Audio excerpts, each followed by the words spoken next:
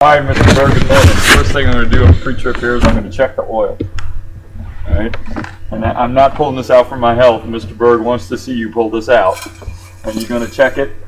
And it's going to be completely full. Mr. Berg, if it were all the way down, it would need 3 quarts to get it back to full. You'd put the oil in where I'm checking it. Alright? And then one of his quizzes was how many quarts does it take when it's empty? And we wrote it right there. It's 32 quarts, Mr. Berg. Alright. Right here, this is the windshield washer fluid. I don't need to open this because you can see through it. It's got plenty. We've got over half of windshield washer fluid. This is the power steering fluid. Again, you don't need to open it. It has a little dipstick on it, like a car or something, but you don't need to because you can see right through it. It's above the full mark. That's good. This is the antifreeze. The antifreeze, you'd never open this if the engine's been running because it could scald you, but they put little sight glasses in it, and this one's red and that one's not, so it's somewhere in the middle. That's above the add mark, and that one's good, Mr. Berg. All the fluids are fine. Coming out of the antifreeze container, some hoses, reminding me to check all the hoses on the truck.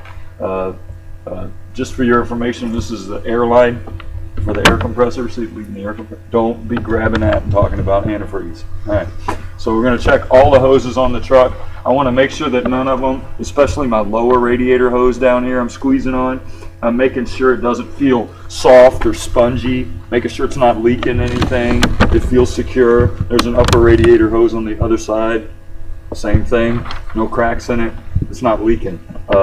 Speaking of leaks, that always reminds me to check under the vehicle. I want to make sure there's no leaks on the ground from being parked overnight. That would help you out. I don't have to, there's no leaks on the ground, so I wouldn't have to look any closer. I'd be looking for oil or antifreeze, transmission fluid, hydraulic fluid. All right, there's none of that on the ground, so I don't need to really get too in depth. All right. After the hoses, the next thing I need to check is the belt. I'm going to grab on the fan belt in here. This truck only has one. It's a serpentine belt. And I'm going to pull on it. It should have proper tension between 1/2 and 3/4 inches.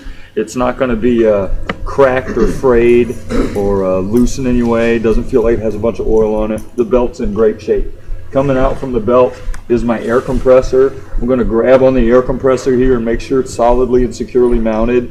I'm making sure all the fittings and hoses are still attached. Nothing appears to just be obviously disconnected, and there's no dirt accumulation around the fittings. Means we have a slow leak. All right, none of that. Air compressor on this truck is gear driven, so there's no belt to check the tension. It's good. Coming out from the air compressor, the next thing on the list is the steering box. I want to make sure the steering box is securely mounted to the side of the frame with these bolts here and 2 more in the back. There's no shiny spots around the bolts where it's been moving around, and there's no cracks in the housing, no metal fatigue where it doesn't matter how tight the bolts are, it still fall off, you know. I want to make sure all the gaskets here around the ends of the steering box and right here in the middle, make sure none of them are leaking. I do that by dirt accumulation. Obvious signs of leaking, there's nothing. The steering box is in great shape. Coming out of the steering box is the steering linkage. All right, I want to pull on the steering linkage just like Alex did there. All right, Sam. Right, oh, Sam pulling on it. You need to, so it's not the steering bar. Okay. You need to pull on the steering linkage. He wants you to make sure that it's secure. None of the ball joints has excessive slop. You don't want it to break when you're going down the highway. I need to make sure all these castle nuts have their cotter keys. You tighten the nut and slip the key in it on steering linkage. Ultra secure. Make sure all that's fine. Everything looks good. We're not leaking excessive amounts of grease out of our little ball joints there. All right. Next to the steering linkage is my front leaf spring. I want to make sure the leaf springs are stacked up and aligned properly.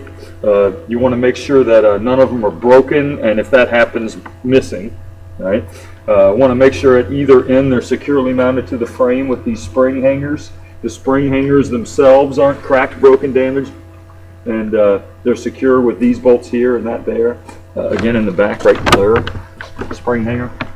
And you also want to make sure the springs are securely mounted in the center with these U-bolts. The U-bolts are slid into place, have some nuts on the bottom. Want to make sure the nuts are under there securing them. Want to make sure none of them have cracked and then fallen out and be missing. So cracked, broken, missing, secure. The U-bolts look good. After the U-bolts is front shock absorber. I need to pull on the shock absorber, make sure it's securely mounted at the top to the truck. and at the bottom to the cross member. It's not leaking any shock absorbing fluid. next to my shock absorber is this front airline. Let me just get the flashlight for you guys. Alright, this front airline can't be rubbing on anything, which would cause it to wear out. The fitting itself appears to be in great shape. Plenty of slack for cornering. Airline looks good. Alright. After the front airline, that leads me right to the brake chamber. I need to make sure the brake chamber is securely mounted with these two nuts. It hasn't been damaged by a rock. It doesn't look rusty or anything. It has a slack adjuster coming out. He needs to hear the slack adjuster move. I've got less than 1 inch of play on it. All right, it won't move anymore. It's because as the brake pads wear down, you're going to have to move the brakes more and more and more to engage. When that gets more than 1 inch, you don't have any travel left, so we'd have to adjust it back up. We have less than 1 inch of play. All the pins and cotter keys are here. There's no parts missing, bent, or damaged. And looking at the brake pads, we still have plenty of brake pad. We have to have at least a 1/4 inch. We've got, I don't know, over 1/2 inch of brake pad, so we got plenty of time. Right? The brake pads, both of them are rubbing on the brake drum. The brake drum here, it's this piece of metal is what I'm looking at. The brake drum is not cracked, broken, damaged, or missing. And brake system looks good on the vehicle.